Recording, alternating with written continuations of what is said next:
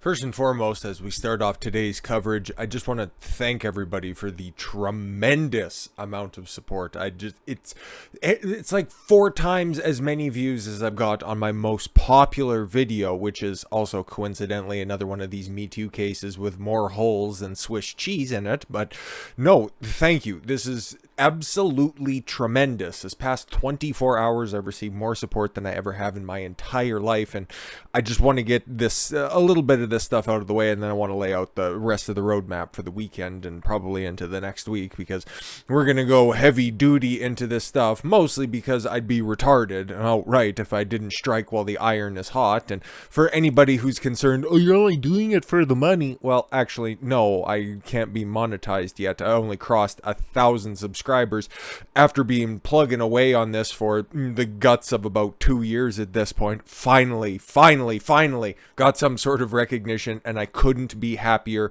especially on the merits of the video. Like, you guys weren't being duped by any of the stuff. If you're new here, you clicked on the video, you seen my smiling face in the bottom corner over there, okay? And you seen the content that was on the screen, and most of the time looking at the rest of the numbers that was on here. And I have a reason why I got this one back end of this video here up, okay? You guys stuck around, hung out, even higher than most of the other videos that I have on the channel, even percentage-wise, everything else broken down. You stuck around because you liked the coverage that I was providing, and I can't thank you guys enough. But we'll get into the rest of this sappy shit all here at the end. But I just wanted to point this one thing out. Like, I'm not complaining about this at all, okay? Everything that you see here, it's all greens, and everybody is, you know what, hey, still trickling in from my subscriber feed and all that stuff, checking out the very long, very interesting coverage, because I thought the video was pretty good, but the testimony that was yesterday was just like, nobody should be subjected to that. I'm pretty sure it's illegal due to the Geneva Convention. But if you're not on YouTube, you have no idea what this screen looks like. It's completely foreign to most people, but I just want to center it on this little screen right here. Okay, this is your overview screen. This is some of the numbers on the back end. And what's important is this is just overall views and stuff. We could go down the different numbers that you get and everything, even though it hasn't been an entire day since it's been published. All the numbers didn't trickle in quite yet, but you can see the way that the video took off. Like, for the first hour-ish, it was just only disseminated, it looks like, through the subscription feed and whatever, and it was around the regular time that I post content, and then it must have got picked up right by the YouTube algorithm. You can take a look at the rest of the numbers as well. Like, 78% was thanks to the algorithm, where I got a bunch of the views, basically all of them. I don't know where the rest of them came from. I'm just thankful. I'm just entirely thankful. But then just looking through the rest of this stuff, you can see right there at about the 4-hour mark, okay, for me, by the time that it was all published, that was in on or around, okay, 10 o'clock in the evening. That's going to be pretty important here for the minute, okay? So 10 o'clock, and then it just starts to trickle up a little bit, but then you can see, like, the graph right there, it just levels off, okay? It's like, okay, it's still a tremendously successful video for my channel right here. Like I said, the only other video that's, well, there's nothing that's even close, let's be honest, okay? The next most successful video, 6.1 thousand, and that was from last summer. And this one here, back-end numbers, 23,600, which is incomprehensible to me. Incomprehensible that many people would stick around for as long as they did and decide to click on my video is wonderful. But I don't want anybody to take this the wrong way. It should have performed better. It really should have performed better, because you can see it completely took off as soon as it was hopped in the algorithm, and nothing's changed. There's no trial coverage today, okay? That was a nice wrap up for the week, okay? A nice encapsulation of all the video depositions that were on, okay? It had some of the more high profile topics, okay? And all the right tags that are trending in the algorithm, they're in there, and you can see there was a video from the day before, I think, the deposition coverage from yesterday as well. There was a weird kind of takeoff point after about a day of being published. Then all of a sudden it just goes straight off into the atmosphere, which is odd. Okay, if you're a creator, you probably know, if you do this type of content, which I don't know if anybody else does or not, but if you do daily content over and over and over, it's normally you get your biggest amount of views in the first 24 hours, not, you know, in the 20th hour when it's published. That doesn't really pan out or anything. It should just be on a nice steady trajectory, and just comparing it with other videos that are out there, like, okay, cool. Like local time. Local time for me, what is, yeah, so 10 o'clock, 10:30 is when everything started to level out after it was on this meteoric rise. So that just tips me off to something, that it's got to be an algorithmic change. Something had to have done that. And then doing my due diligence on the subject, I was taking a look around at the landscape, and I seen a lot of other people's content take off from yesterday. Like there was a bunch of, you know, some of the longer clips, and that must be the meta at YouTube right now. It's impossible to really nail down the algorithm. All I know is taking a look at that right there, and then just seeing the absolute flat line, that leads me to believe something is up. And then you take a look at some of the more prominent members and the people who have been covering this that already have bigger followers to begin with. They were on live streams. They were doing live streams, covering and doing a wrap-up of the day and a wrap-up of the week in some form or fashion. And then something weird started to happen at YouTube. Their videos started to get taken down. Not quite in the full sense of being taken down, stripped, you know, here's a strike and appeal it into nothingness. I know a thing or two about that. I've got 10 fucking strikes that I've dealt with on the channel. Won some of them, lost, I think we're at about 50-50 at this point. But it was a little bit different. And the only other time that I can remember something like this happening, okay? A video that was taken down. A strike wasn't given or anything like that. It was just taken down from some nebulous terminology. Violating some policy which YouTube's never going to give you the proper description of, or tell you exactly how you violated the policy, why you violated the policy, and how you can fix it in the future. No. Here you go, we're going to take it down. And that's what happened to one video, and I know exactly which one it is. And all of the videos on the subject were just scrubbed from the platform. Like the topic itself couldn't even be searched. There was nothing on it at the time. And then eventually the stuff that I was talking about at the time bore out to be true. And yet that video's off in the ether somewhere. It's still over on alt tech platforms. I've got Rumble channel and Odyssey channel as well. They're all up on there, but it was taken down, and no strike was assessed to the channel, and nothing, and no lingering effects happened from it. It was just weird, because that was running against the narrative at the time, okay? And now you're seeing a similar situation right here, with just a bunch of lawyers, 3 lawyers on the stream, discussing and talking about how catastrophically boring and inconsequential to the case in chief for Amber Heard that live stream was, okay? This is Joe Neerman, good logic, funny guy, part of the whole Lawtube community, which is just, you know, that designation is total AIDS, but it is what it is, right? So he's saying that his previous live stream was taken down, and the last time I checked, it's still down, okay? But we'll get into more of a development on that here in a moment, but there's no basis to take down my last live stream. Fix this, Team YouTube. This was a coordinated attack. Big claims at the time, because this was, local time, okay? This is when he looked and checked and seen that his stream was taken down, 11:24 p.m., 11:24 p.m. Now, of course, that's my interpretation of events when my video decided to flatline, and then Joe had his live stream taken down, which had no violations on or around it, of course, but just a little bit before that, okay? Right at 10 o'clock right there, right at 10 o'clock. One of the most successful live streams that was going on at the time from a guy who doesn't normally live stream, but he was getting a whole bunch of money, he was getting a whole bunch of super chats, which is absolutely tremendous, okay? Ian Runkle, he's actually, funnily enough, I'm up here in Grand Prairie, Alberta. He is centered and he practices law in Edmonton, so just a 4-hour drive, right? But he's not that far from me. He went down to Virginia. I do believe I heard him say he was talking about doing a shooting competition in Virginia. He practices mostly gun law in Alberta, and God bless him, because it's tough a road going. But he had this tremendously successful live stream, 37,000 concurrent viewers at the time. I checked in at a couple of points, and then all of a sudden this message comes out. I'm getting a lot of people wondering why they can't watch the video of today's stream. And again, I could look back in my history on the topic, because yeah, I checked in, I watched for a considerable amount of time, and I can't go back and I can't watch the live stream. It still hasn't popped up. And he also had that live stream just cut off. He was all done and dusted. But then it was taken down. It was privated. It's still on the channel, according to Runkle, okay? According to him, it's still on the channel. It's just been forced to be privated because, again, if you don't actively use YouTube all the time, there's 3 different designations that you can put on top of a scheduling for a video to go live. You have a public, you have a private, and you have an unlisted feature, okay? And unlisted, it doesn't come up in your subscription feed or on your channel page or anything, but it's still accessible if you have a link, okay? Live is, well, what this is right now, the only reason that you're able to watch it. And then privated, you're the only person in your creator studio, you're the only person who can see it. It doesn't matter if you have a link, it doesn't matter if it's still in your history or anything like that. It's done, it's dusted, it's there for you to use.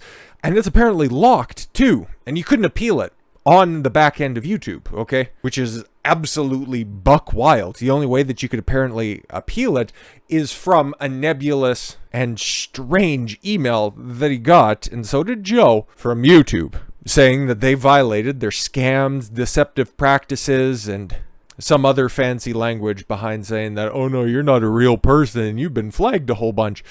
Which is very, very, very interesting. Now, don't you think? Okay. It's just, once again, it was a couple of lawyers. It was, when I checked in, it was him. It was another lawyer, the man who has like one of the most famous videos on the topic so far, and one that may or may not have been cited, okay, during the cross-examination of Amber Heard with the broken bedpost, Rob of Law and Lumber. They were discussing the case and how catastrophic the video depositions were.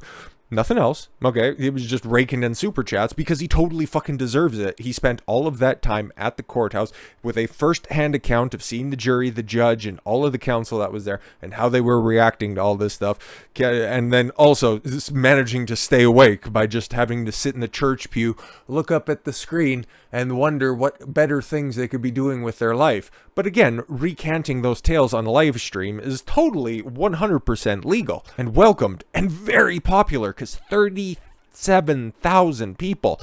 And like it says, this was a little bit before the tweet went out, obviously. About 9 o'clock Mountain Time, okay, which is 11 on the East Coast and then 8 out West. And like Runkle says here, I'll just read the tweet. I'm getting a lot of people wondering why they can't watch the video of today's stream.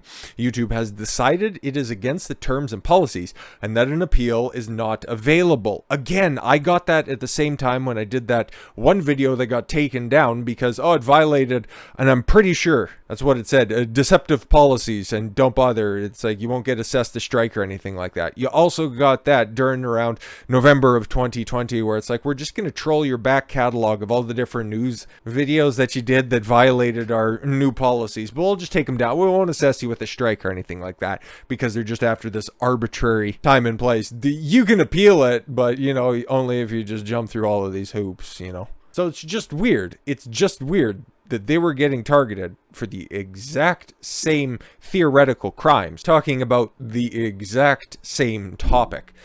What do you make of that? Personally, what do you guys make of that? Because I have my theories as well, and it seems to be backed up by, well, what Team YouTube says. Okay, so about 12 hours ago, we're receiving reports that your recent videos and live streams are being set to private. Oh, which ones? Just you could take a look at a bunch of the different people who were coming out and saying that they were having their live streams or their videos taken down or their live streams being set to private. It's like, what the hell is going on? And because that appeals is just kind of a dice roll, and the only way that you can really affect any change is by addressing Team YouTube on Twitter, which is wonderful and great and totally not another crapshoot. But they said at 6 o'clock in the morning local time, even though I just checked Runkle stuff and Joe stuff and it's still not up, but whatever. Hi creators, this was fixed and no more videos should be set to private now. Our teams are working to fix the videos that were mistakenly set to private. Mistakenly. Yeah, it was just a glitch, guys. Don't worry about that, even though it was specifically one type of content that was seemingly targeted. Then going back to Runkle's tweet for a minute, his follow-up tweet for the people wondering why, I have a strong suspicion that a report was made by a malicious actor. Read about the PR team. Yeah, the PR team, which was there, okay, just before the recess, right? Because Amber Heard, we did a story on this as well, and you can go back and take a look at the playlist if you'd like a little bit more information on that, when it happened at the time.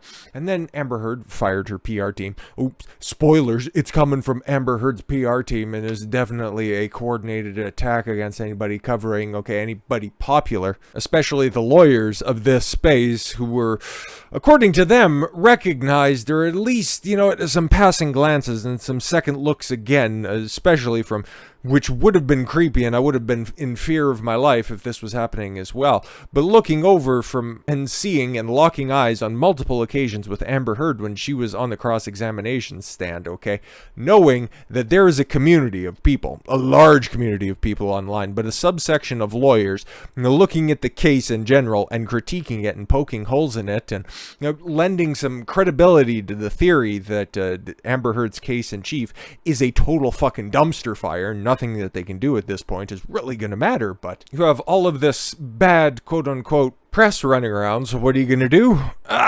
Just, instead of put on a good case, instead of be competent about it, just start flagging people down, taking them down, okay? And then also try to obfuscate from the fact that, the guy running the PR team, okay, the new one, not the old one, the one that worked with President Barack Obama, who I've got my gripes with, very noted over and over again, but the new guy, the Stanley Tucci looking motherfucker in the front row, that dude, okay, he looked like a problem. He was cozied up on a couple of occasions because he was there for about a good week in court and then magically just seemed to disappear the week after, and this entire week he's been nowhere to be seen, but he was sitting next to the really cute court TV girl, okay? He was sitting there making sure Amber was getting her glamour shots and all that other fun stuff. But yeah, he's got some problems. And there's a reason behind him just kind of lurking in the darkness, and why you're also seeing, and maybe we'll do this tomorrow or this Sunday. I got a whole bunch of other videos that I'm looking at doing. Okay, more niche topics because there's no active trial going on to cover. But I think that'll be interesting to see all of the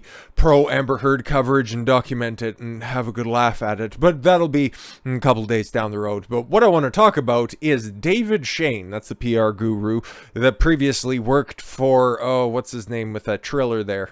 Ryan Kavanaugh or something. The dude who promotes all the Jake Paul boxing matches, who is out there striking anybody down who's using fair use clips and shit. He's a bit of a fucking disaster and a nightmare, the Ryan Kavanaugh fellow. Then again, of course, all of these people that want to just, reap all the benefits of Me Too, oh my god, believe all women, they always just seem to be creeps. Never trust a male feminist. And what do you got here? Amber Heard's new PR guru hired to paint Johnny Depp as an alcohol binging abuser.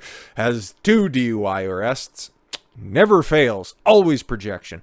Left 2 jobs after sexual harassment claims. And is known as the walking Me Too case in industry circles. And then also, on top of all this stuff, he privated all of his own social media accounts, okay? And all of his corporate pages as well, so they couldn't be bombarded. He's a crisis PR manager, right? That's his official job title. His unofficial job title is the walking Me Too case. Let's take a look. Amber Heard's new spin doctor has 2 DUI arrests, left 2 jobs after sexual harassment claims against them, and allegedly paid provocatively dressed women to attend a tech company. Well, to just, hey, regular people, I don't really know if that seems like it's too much of a problem. But again, you live by the sword, you die by the sword, okay? If you want to be trying to paint somebody as being a malicious abuser, devoid of any proof or evidence, you had best not have any skeletons in your closet. One woman even claimed he tried to pressure her into sex after he met him, on an exclusive dating app, Raya. Okay, the Aquaman actress hired David Shane, and Aquaman, if you guys remember, according to Amber Heard's publicist, is literally the most popular and highest-grossing movie ever. She probably misspoke and just meant to say of the DCEU, but it's so much fun to say, along with her other quote that nobody on a film set wants to associate with anybody who has abuse allegations against them. It just let that one sink in for a moment. Anyways, like David Shane tries to do with younger women he pays. Last month, he helped to push a picture of Johnny Depp as an alcohol binging abuser who victimized Heard, but the PR guru himself has a checkered past of HR investigations, alcohol-related crimes, and sexual impropriety allegations.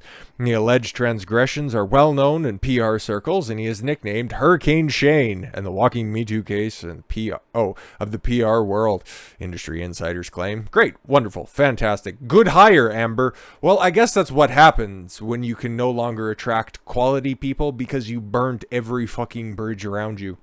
Good stuff. You reap what you sow. You lay in the bed. that you've made. Hopefully that one doesn't have grumpy in it. The alleged, or according to his former colleagues, who spoke to the Daily Mail anonymously for fear of reprisal from litigious Shane. That's what's important. These people have to speak out in anonymity. And like I said, normally, without any sort of corresponding evidence, I'd always just be highly suspect of this. But then you take a look at all of the correlative evidence with the other videos going private and algorithmic manipulations and videos that are going straight to the moon, automatically flatlining. Litigious, interference, personal relations, crisis manager, does it seem to fit a little bit more appropriately now? He was investigated by HR departments at both Hewlett-Packard and Juniper, which he worked as vice president for communications for 2008 to 2010 and 2010 to 2012, respectively. Hey, it's a good gig if you can get it, and it's probably even better if you could keep it. But, you know, hey, very few things that David Shane can keep. Apparently, chief among them is his dick in his pants, and ex-colleagues said both cases involved claims of sexual harassment, and both were followed by Shane leaving the companies. Although it is not clear whether his departure was because of the investigations. Well, if everything lines up, you know. And this was, before everything, at the time, you know, in 2008 and through 2012, you know, when women were just, you know, beaten about the face and body like everybody was married to Bing Crosby at the time. It was before the monstrous men in everybody's lives were held accountable for their actions. Really? A motherfucker who might actually be an abuser manages to skate these allegations and Me Too? Does it seem like a little bit of a coordinated effort? Whatever. The ex-colleague said both cases involve claims of sexual harassment. I already read that. Good on me. Shane's lawyer told DailyMail.com the allegations are false. Of course, Shane's lawyer, though. And remember, something else we're going to be talking about as well is the counterclaim, and how one of the aspects of the counterclaim from Amber Heard's side is trying to tie the words of Adam Waldman, Johnny's lawyer, to the defamatory statements leaked to the Daily Mail or provided to the Daily Mail. Maybe that's another reason why he's also big butthurt by the fact that people spoke out to the Daily Mail. That's why this story is so fascinating. It's fascinating for a multitude of reasons, but it's just the deeper you go, it's like an onion. The more layers you pull back, there's just another layer underneath of it. It's just, this has been years and years of turmoil and a lack of justice. It's just fun. It's just fun to continue to deep dive on. Court documents exclusively obtained by Daily Mail also reveal that he had 2 DUI charges in 2010 and 2012. Also seemingly coinciding with those Me Too allegations. Weird. The alcohol-related crimes could prove embarrassing for the spin doctor, who has been previously highlighting Johnny Depp's profligate spending on wine. Sorry. A little stroke, and has been hired by Heard to help support her claims of Johnny Depp's alcohol-fueled abuse against her. Well, he did all of the drugs, and he was, as attested to yesterday, you know, just mostly the same character, even if he was sober and he was on a substance. But don't worry about any of that stuff. It was the monster that came out, which was always correlated with illicit drug abuse. But whatever, don't need to get into all of that stuff. This is far more fun at the moment. In an exclusive interview with DailyMail.com, a former model claimed that Shane tried to force her to give him oral sex after he met her on Raya, a dating app for the rich, famous, and well-connected. Okay, there's 2 ways you can take that, okay? And if this was anybody else, this would be the way that I'd address this allegation, okay? Demanded a woman to perform, or to give him some head, okay? It's an act of dominance, especially all other avenues are available. Let's just take that, okay? If he's being aggressive to the point of forcing heads down into crotches, that's obviously wrong. I don't think there's going to be any dispute on that. Again, this could be another one of those situations. And again, if this wasn't David Shane, and if there wasn't this other laundry list of problems associated with him, this is the end of the night. One thing led to another. There was probably some drinks exchanged after dinner.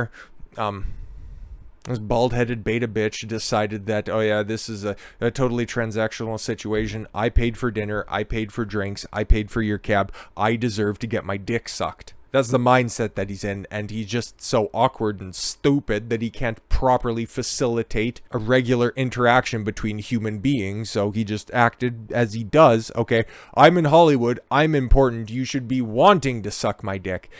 But that's not what happened, okay? He's just a bald-headed goof with no frame. Anyways, after the second date, they went back to his West Hollywood condo, she said. He started getting really aggressive, like, come to my bedroom, let's have sex. I'm like, no. I even lied to him and told him I was on my period because I felt so uncomfortable. You could always just leave, though. And these allegations are coming from Holly Doker, 32, said in late 2018, so what, 4 years ago? So yeah, she was 28. Okay, yeah, no, that's totally acceptable. Shane told her, oh yeah, on the first dates, first to Mr. Chow and then Nobu Sushi in Hollywood, and then arranged a driver to pick her up to a private limo both times. Yeah, this was a guy who purely views sex as transactional, okay? I would guess, I would probably bet a sizable amount of money he has never had genuine desire between him and his partner. It was always, I paid for you, therefore you owe me some box.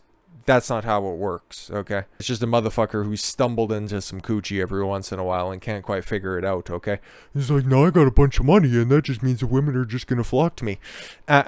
You're still a dork. It doesn't matter how many zeros are in your bank account. That's what people need to know. So yeah, I started to get aggressive and all that kind of fun stuff, which is just funny from this manlet. I'm not too sure how tall he is, but you could tell in court he's not exactly, you know, 6.5 feet tall. He said, I took you on these amazing dates to these really great restaurants.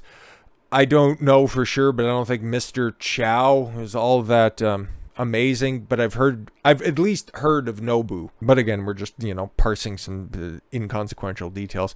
At the point he started getting super aggressive and pushed my head down. Called it! Towards his crotch. I told him no. I got up. He got angry and it was like, I'll call you a fucking Uber. No, you know how you get out of that situation? Well, if you don't want to fuck around, okay, you could just leave now. That'd be great. And you just don't pay attention to her, and eventually she'll just leave or, you know, reciprocate. That's how that works.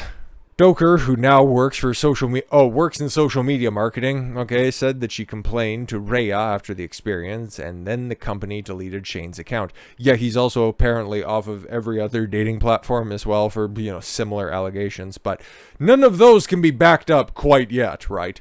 Rhea said it does not comment on specific cases. Yeah, that'd be kind of like doxing and then also forwarding very baseless allegations, something that Shane should actually be, you know, fairly familiar with. Shane's lawyer, Rebecca Kaufman, said her client adamantly denies Holly Doker's allegations, which dramatically conflict with Miss Doker's original account that she posted over 3 years ago. Again, now we know why there's a client relationship with Amber Heard. Inconsistent statements throughout the years. Anyways, Kaufman was referring to a December 18th post Doker wrote on a private Facebook group of LA women shortly after the incident, warning them about his alleged behavior. Okay, cool. So, I don't know, I'm a little bit more inclined to believe her because this just sounds like an awkward date gone wrong and she didn't go public with it or anything like that, okay? She kept it private, the Facebook group, okay, warning about his alleged behavior. I met this man on dating app Rhea, so that's consistent, and he took me on 2 dates and then tried to take complete advantage of me in his condo in West Hollywood. A little bit flowery description of the events, but it's not terribly inconsistent, okay? He basically insinuated I owe him for the dates he brought me on. There you go. When I said no to most of the things he asked me to do, he kicked me out. Actually, that seems to correlate completely. The two former colleagues told DailyMail.com that in 2012, Shane left his job as vice president of communication at Silicon Valley tech firm Juniper following a slew of complaints. One of the incidences, Shane allegedly used company funds to pay women to improve the gender balance. Oh, how wonderful. He's for eliminating the gender pay gap and raising women's voices, but then also muffling them with the sound of his hog and create a club feel. Wait, what? At a 2011 conference event in Hong Kong attended by Al Gore, who you remember he ended his decades-long relationship with Tipper after it was revealed that he was maybe getting some happy endings at the end of his weekly massages. Fuck the Gores. He thought it was too heavily male. He didn't like it being a sausage party. I like his sentiment. But again, you have to pick your time and place, my guy. And so added some females into the mix. One former Juniper staff said it was wildly inappropriate.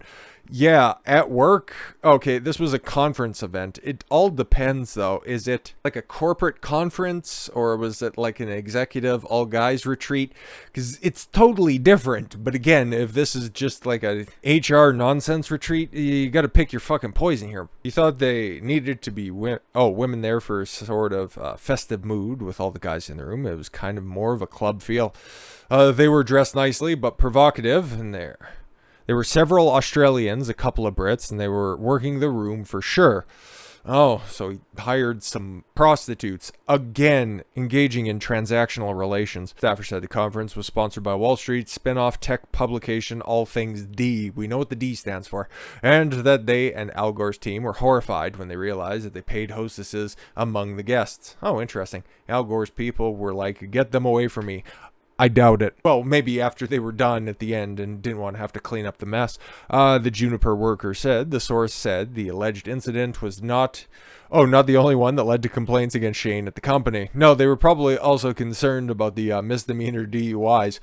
If it was one, like, okay, I've never willingly consumed alcohol in my life, okay? There were tales from when I was a kid, when I was teething, and it was like, I'm a man of a certain age, right? Born 1990, where you're teething and your parents rub bourbon on your gums. So, you know what? I don't want to leave out any details like that, but not a drinker, don't do illicit drugs or anything like that. But I know some people who have had a DUI early in their life. It's a big deal, and I don't advocate for it. And again, I have another very good reason why I'm very much against drunk driving, but another story for another day. But when you're a man of a certain age, still getting drunk and getting behind the wheel, like, what the fuck is your problem, okay? Like, here's the court document, or at least the police report of March 2nd, 2010, okay? Complaint. He had it dismissed of 2 misdemeanors of an event that happened February 10th. 2 misdemeanor charges. I plead out. Okay, cool. And then on another event in 2012, he caught his other DUI case. But this was the girl who he was apparently, trying to get, for lack of a better term, fresh with. And yeah, also, if you're meeting on a sugar daddy site like Rhea, which is like, oh yeah, high-earning couples meet up, she knew what she was getting into, okay? It's just David Shane didn't quite have the fucking tact in order to maneuver the situation.